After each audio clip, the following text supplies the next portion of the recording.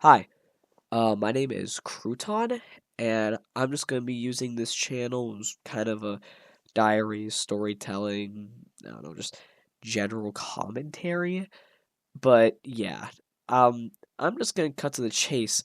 My brother, um, okay, I just caught him putting beer in children's IV bags in the hospital, and I'm not just talking like one or two beers in each bag. It was multiple, mixing them as well.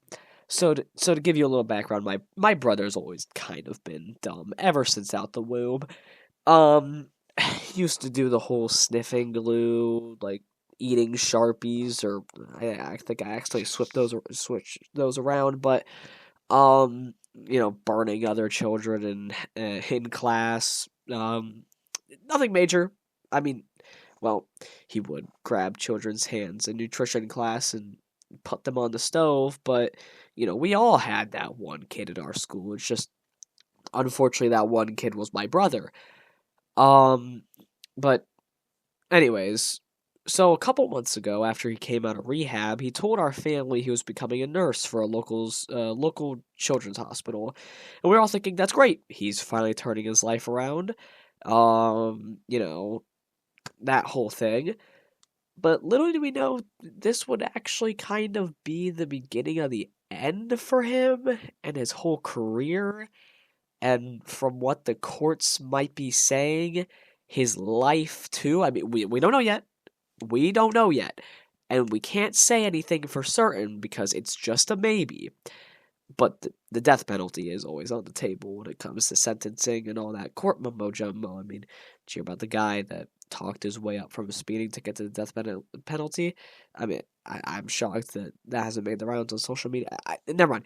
I'm getting sidetracked. Back to the actual story.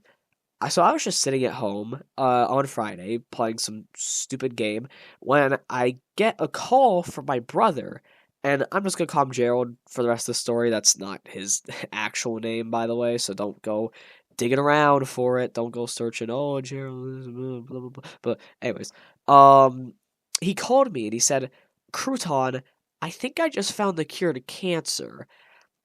And I was shocked considering the fact that he's not a doctor or scientist or anything special or important enough to find the cure to cancer.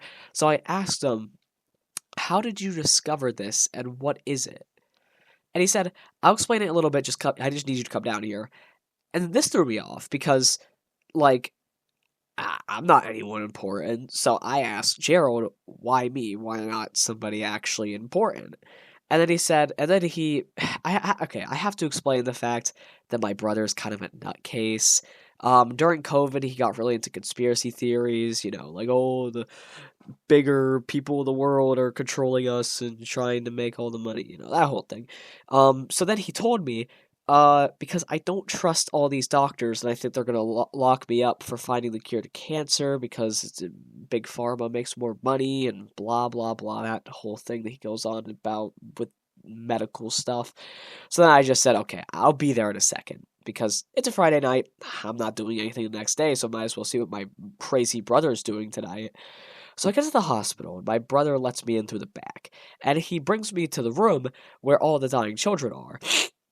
And he brings me into a room with a poor child, and I'm gonna be honest, look, no matter what my brother could have done, no matter like if he actually did have the cure cancer and he actually gave it to that child, I don't think that child would have made it, honestly.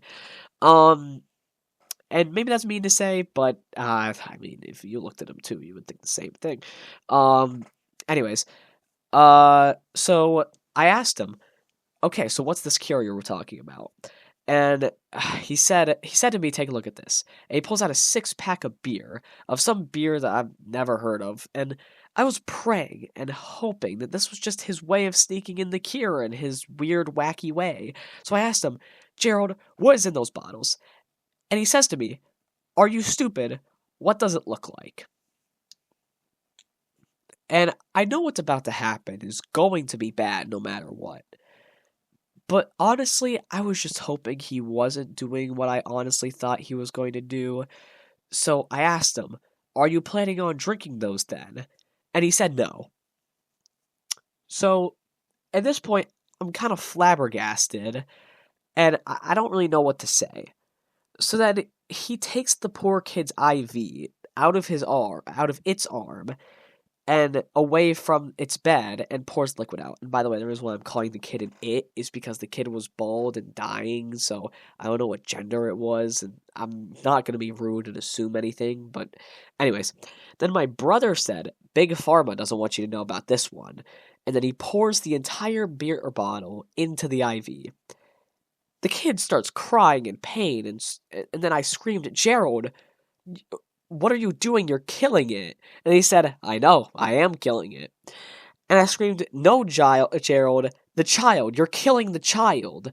And he said, well, we don't know that yet. His heart is still pumping. And I said, well, not for long. And guess who was right? Me. It was me. I was right, the child died. And I looked at him and I said, what made you think this was a good idea? That child is probably never going to wake up. And then he said, well, none of the other ones woken up.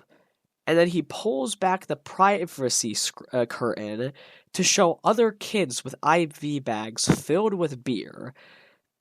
And I'm going to be honest, they were all dead. Not a single one was alive. At least this time, with this child I'm standing next to. It's alive, it's just in constant agony. So I pointed out the obvious to him, and I said, Gerald, they're all dead. And he said, no, they're just all in comas.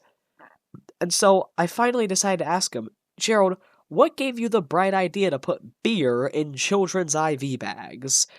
And he said that one night he was drinking beer on the job, and one of the kids was about to be scheduled to be given their pain medication. So he walked into the room with his beer still in hand, and he felt bad for the kid because he thought that beer always helps him out with numb out his pain. So he thought of the genius idea to try and make the kid drink the beer. The kid is still asleep, so instead he gets the genius idea to put the beer in the IV bag, because apparently he thinks the circulatory system is the same thing as the digestive system. And so the next day, he comes to find the kid with the cancer not in his system anymore. First of all, I'm not sure if he realizes that when you die, the cancer goes with you. Like, when you die, the cancer dies too. I don't know how he's a nurse and how he didn't know that. Second, why are you drinking on the job? Especially when you're a nurse and you're fresh out of rehab. Like, those two, first of all, you're a nurse. Nurses shouldn't be drinking on the job. And second, you're out of rehab. You're not supposed to be drinking anymore. So anyways, and then the final question I have is, why did you think this was a good idea? I don't know anymore. So after that, the doctor walked in and it was over. The doctor called the police. Luckily, I didn't get in trouble. I mean, I think I'm going to have to appear in court in order to be a witness, but yeah, so far I've shown up to every hearing, and I'm going to be upfront. It's not looking good for my brother. I honestly think the only way he's gonna get out of this alive is if he pleads insanity, which, honestly, knowing him, I think he is insane and that he should plead insanity. Um, but yeah, that's literally the only way I can see he's getting out of this without dying. Um, so yeah. Kind of a crazy first upload. I just needed to get that, like, off my chest, and yeah. Um, I'll upload any updates if there is any. So, all right, bye. Thanks.